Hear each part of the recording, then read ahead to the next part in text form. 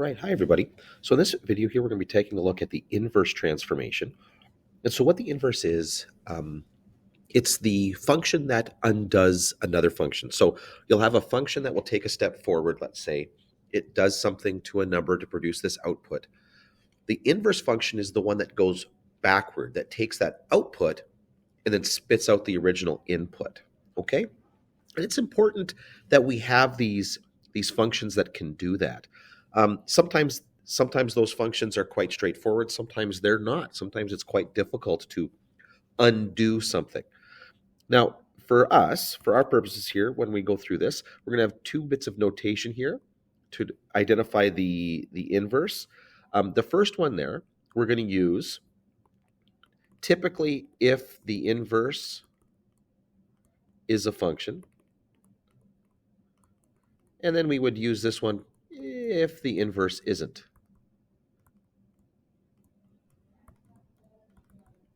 A function here.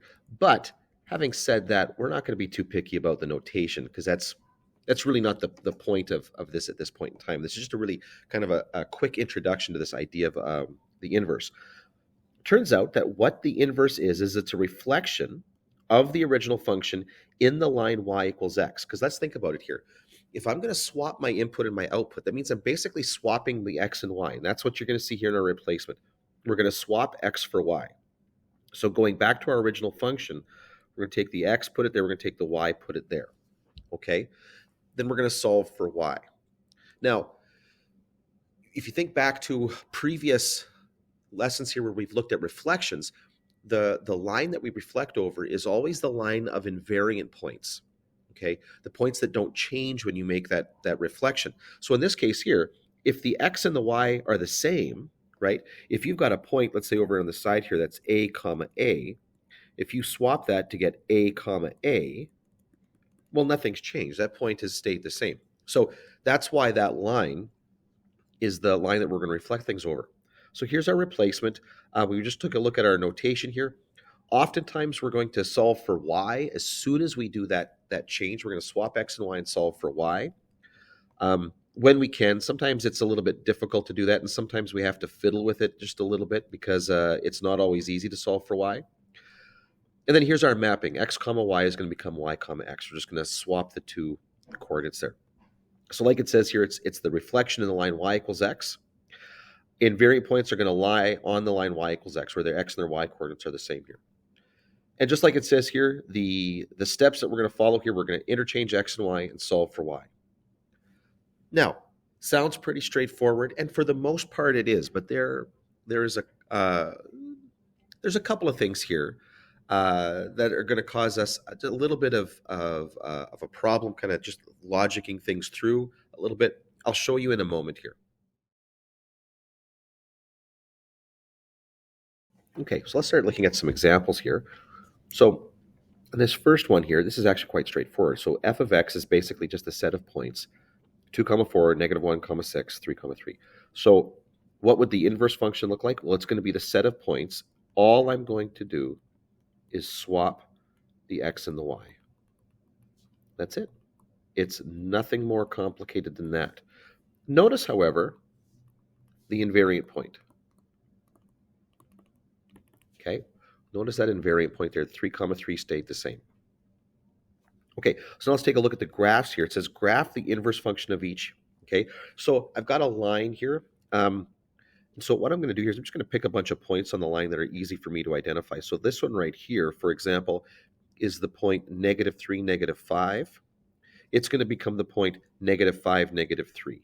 So negative 5, negative 3 is going to go down to there. Okay, the point, this one is nice and easy because it's the point negative 2, negative 2. Those coordinates are the same, so it's going to be an invariant point.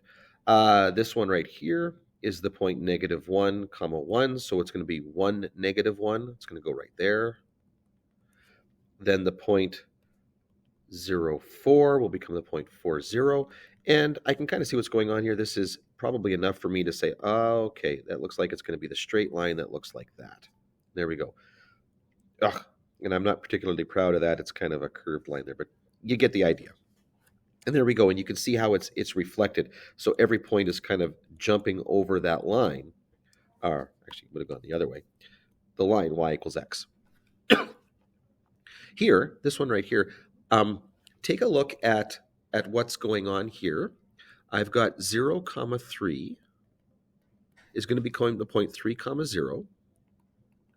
And now something kind of interesting is going to occur here. And I'm just going to grab a couple of points just to illustrate. So let's say we've got the point here. This is going to be negative 2, 5. Will become the point 5, negative 2. And the point, we'll go over here. Let's say the point 2, 5 is going to become the point 5, 2. And so notice that this thing is going to go like this. It's going to go like this. Okay. So there's my inverse. And again, notice how it's the reflection over the line y equals x. But what I want you to notice here is that our horizontal and vertical characteristics,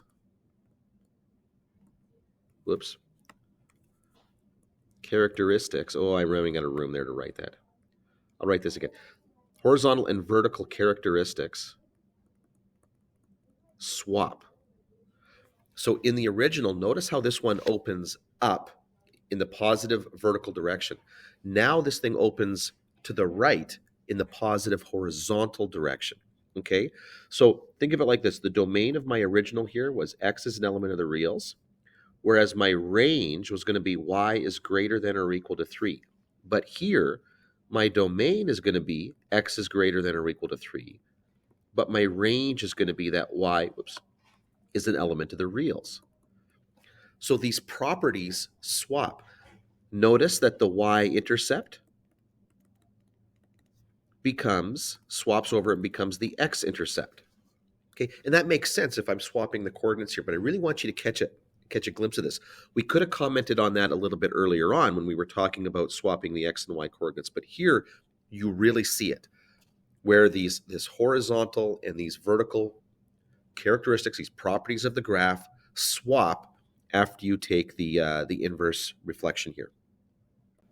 Okay, so in this example, we're going to do a lot more with this. Okay, so we're given the function here, f of x is equal to 2/3 x plus 3. We're told to state the equation of the inverse, the domain and range of the inverse, and whether or not the inverse is a function, and the coordinates of any invariant points. That's a lot going on here. So first of all, let's take a quick look at what this thing is. So y equals 2/3 x plus 3. So I know that that's a line. I know it's going to have a y-intercept of 3. And it's going to have a slope of 2/3. It's going to go up 2 over 1, 2, 3. There's my point. There's my original function here, okay? So now what I want to do, and I'll probably just label this 2/3 x plus 3. So now what I'm going to do to come up with my inverse is I'm going to swap x and y. Okay? Now, that is my inverse. I don't really need to do anything else to it to make it the inverse. That's the inverse. But I don't typically leave it like that. Normally, what I would do is solve for y. So I'm going to bring that 3 over. And then I'm going to move the 2/3 over. Okay, so now we can do this in a couple of different ways. And there's always someone in the class who asks, can I write it like this? Can I write it like this? There's different ways of writing this. And usually the answer is yes. As long as they're algebraically equivalent, yes. But what I would think to do here is I'm going to multiply x minus 3 by 3 and divide by 2. Okay? Or you might write it like this. I might say y is equal to 3/2 x minus 9/2. Okay? But there's a couple of different ways that I could go about doing that. Now, my inverse has got a y-intercept of negative 9/2. So this is going to be negative 4.5. So 1, 2, 3, 4.5. And then it's got a slope of 3/2. So 1, 2, 3 over 2.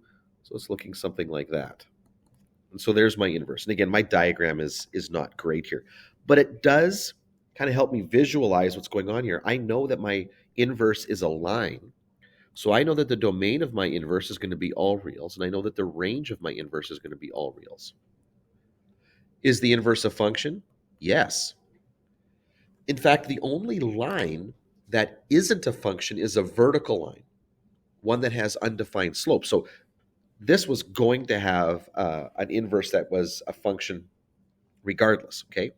I could tell you that before we even started that. Now, invariant points. Invariant points are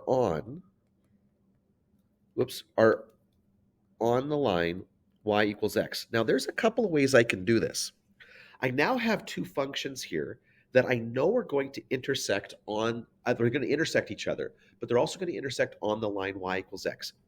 I could simply solve the system, this function and this function, setting them equal to each other. But I'm a kind of lazy, okay? And I know that somewhere out there, they're actually both going to cross the line y equals x. So instead of solving the system where they cross each other, I'm going to take that first function and I'm going to solve it with this one. So I'm going to set 2/3 x plus 3 equal to x. Okay, instead of y equals, in fact, I probably should have done it the other way because I think some of you are going to want that to be more consistent. Instead of it being y equals 2/3 x plus 3, I'm going to plug in that the equation of the reflected line there. So now I will bring that 2/3 over. X minus 2/3 is simply going to be 1/3 of x. And then I multiply that 3 up and I get x is equal to 9. And if x is equal to 9, we know that the y coordinate is equal to 9 because x and y are the same here. So this is going to be the point 9, 9. That's the invariant point. Now, I could have got that by solving the system of equations created by these two. But it's typically going to be easier to pick just one of those two lines and then use the equation of that line y equals x. Just makes things a little bit easier. So for this question, we read, for the function defined as h of x is equal to 11/5 x squared, it's a little awkward there, the 11/5, but anyway, determine the equation of the inverse. Okay. So what we've got here is y is equal to 11/5 x squared. And so to get the inverse, what we're going to do is we're going to swap the x and the y. It's going to look like that. And then I'm going to get 5x. I'm going to multiply by 5. I'm going to divide by that 11 to get y squared. Now what I'm going to do is I'm going to take the square root to get the y by itself. And I got to remember that when I do that, I introduce this plus or minus option here. And actually, you're seeing that on the graph right there, where the blue graph is the plus option. And actually, I'll even do it like this, if I can. Plus, and then we'll change signs here, minus, to give us that that negative option there. So here's the plus, down here is the minus. And what that is that's two different functions that we're considering together to be this inverse. Now, I like what this question does here. So just let's keep reading here. So we can clearly see that the entire inverse fails the vertical line test. So when we find the inverse, it's not a function. It's because of that plus or minus, giving us two functions over top of each other. However, and this is the big point here, certain sections of the inverse would be a function. So for example, if we just took the positive square root of 5/11 x, or the negative square root of 5/11 x, that would work. But how do we get that?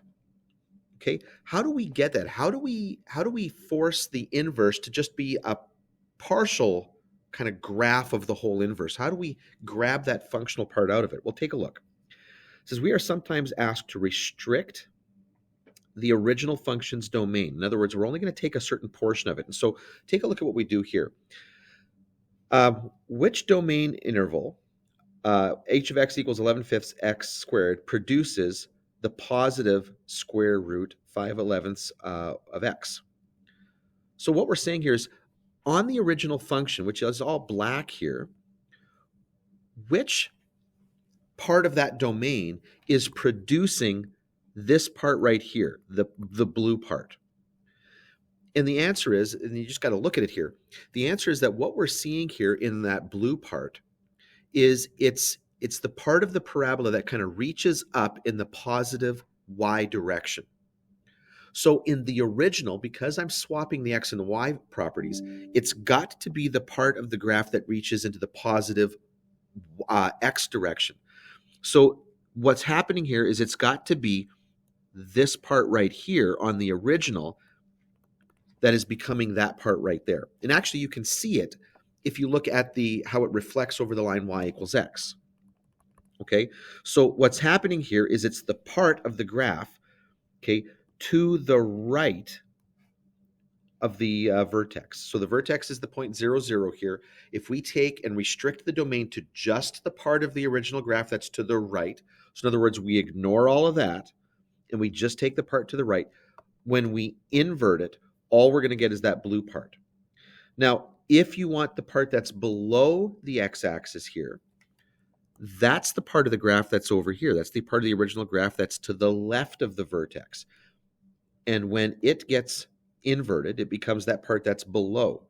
So down here, this is going to be the part of the graph that's less than or equal to 0.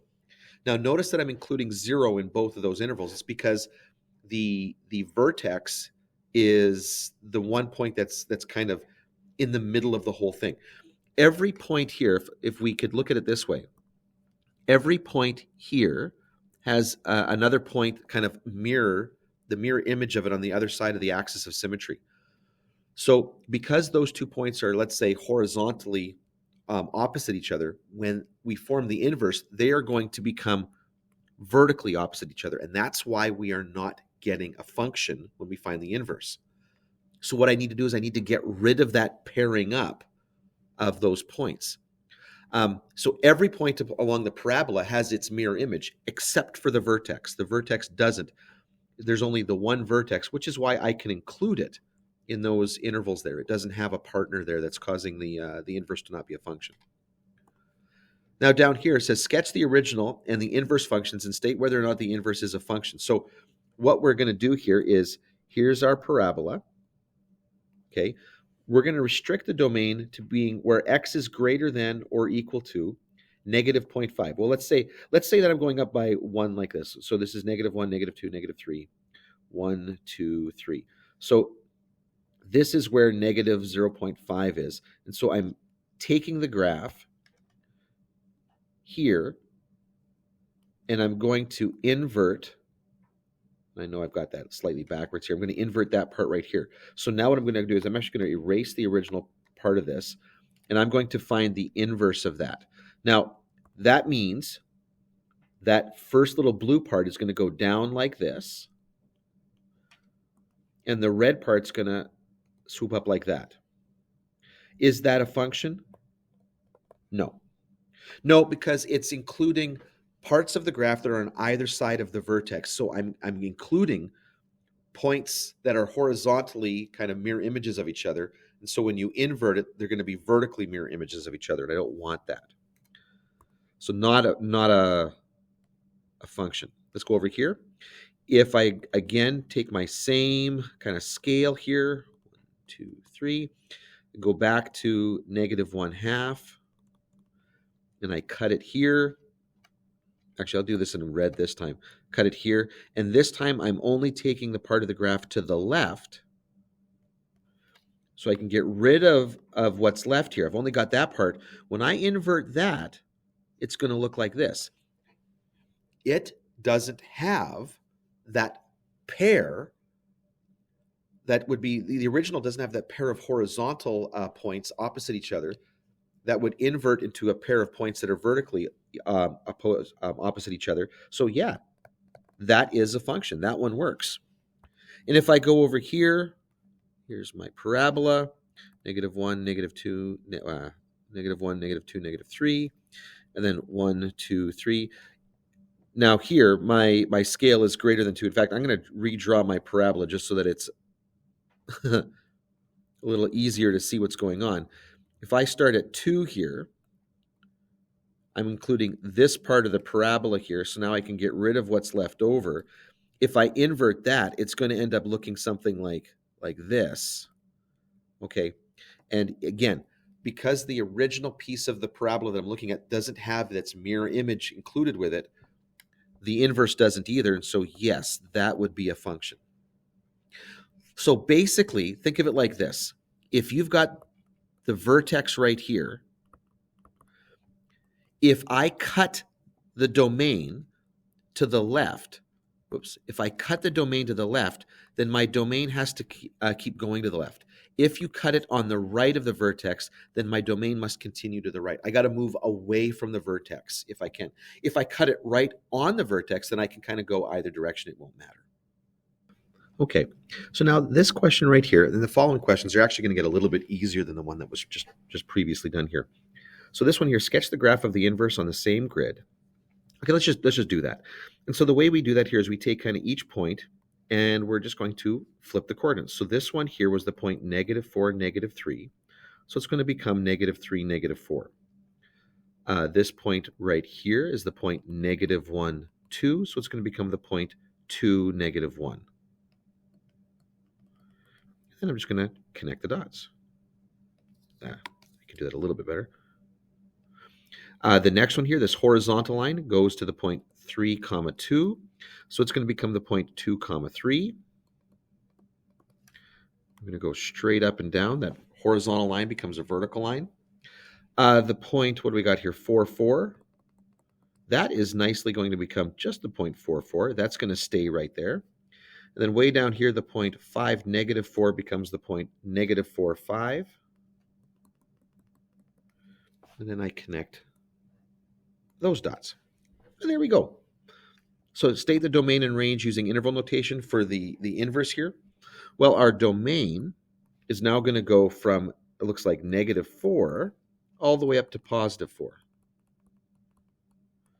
And my range is going to go, what is that, -4 up to +5. Inclusive. Good. Oh, the range is supposed to go down there. Anyway, it doesn't matter. Now, state the number of invariant points. Oftentimes when I see students do this, they will quickly jump to that 4, 4. And that's correct. That is an invariant point. But there is another one, because remember, the invariant points are going to be points that lie along the line y equals x. And there are actually 2 points that do that in this particular question. Just very easy to slide past that point that wasn't kind of a special point, that didn't kind of self-identify earlier. Let's take a look at this one. We want to algebraically find the inverse of the function that's given. So that's my quadratic right here. And we're going to restrict the domain of the base function so that the inverse is also a function. Okay, well, let's take a quick look at this. So y is equal to x minus 2 squared minus 4. This is a parabola that opens up, and it's got a vertex at 2, -4. So 2, -4. And that's going to go there, there. Okay, up like this. So I'm just giving myself some points that I know are going to be on there, and we'll sketch that up like that. Ugh, that didn't go very well, but anyway. So here we go. Now we're going to swap the x and the y. And I'm going to solve for y. So I'll bring the 4 over. Now I'm going to take the square root, and I want to make sure that I include the plus or minus, okay, positive or negative, the square root there. And then I'll bring that 2 over. So y is going to equal 2 plus or minus the square root of x plus 4. Now, what I want to do here is restrict the domain of this original so that my inverse is a function. Now, to do that, really what I want to do is I want to get rid of this mirror image this parabola has of itself kind of across its center. Because I don't want, as soon as I have 2 points that are kind of horizontally away, apart from each other, when I do the inverse, they're going to be vertically apart from each other. So one of the easiest things I might do here is say, okay, I'm simply going to take my domain where x is greater than or equal to 2. I'm going to cut it in half. So that means all of the left-hand part of this is going to disappear.